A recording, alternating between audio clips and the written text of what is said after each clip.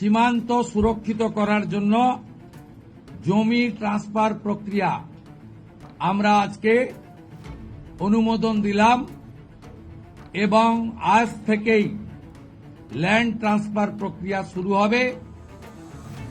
ভূমি ও রাজস্ব সচিব তাকে এবং মুখ্য সচিবকে দায়িত্ব দেওয়া হল ৪৫ দিনের মধ্যে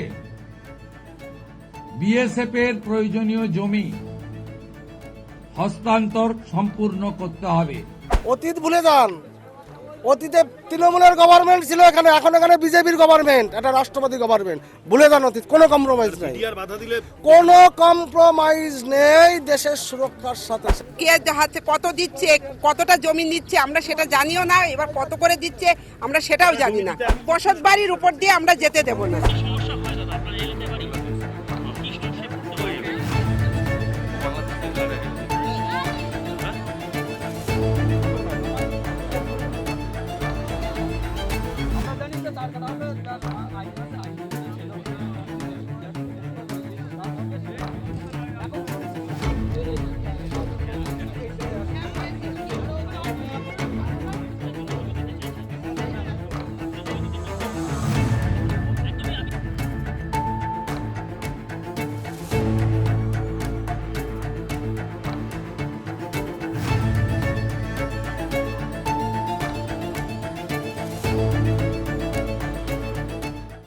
কাটাতার হবে, কোনো কম্প্রোমাইজ নেই, কারণ দেশের সুরক্ষার স্বার্থে। আপনি সীমান্তে এলেন?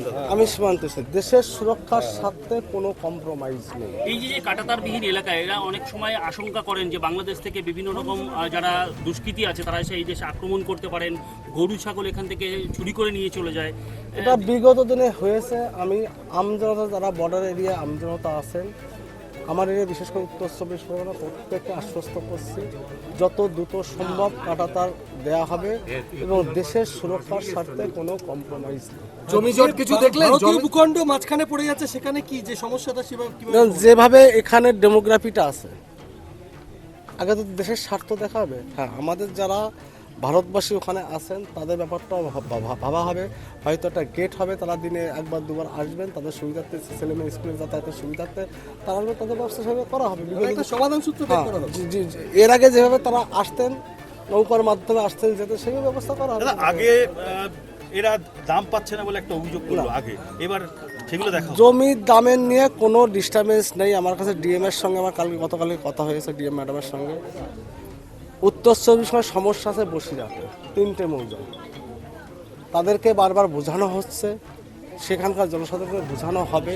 এখনও ডিএম ম্যাডামকে আমি বলেছি আপনারা ১ সপ্তাহ বোঝান, তারা নিশ্চয়ই বুঝবেন। সেখানকার বিডিও যারা আছেন, এসডিও আছেন, পুলিশ আধিকারিক আছেন, পঞ্চায়েত আছেন, পৌরসভা যে যেখানে আছেন, তাদেরকে নিয়ে, জনপ্রতিনিধি নিয়ে বসুন, সমস্যা মিটান।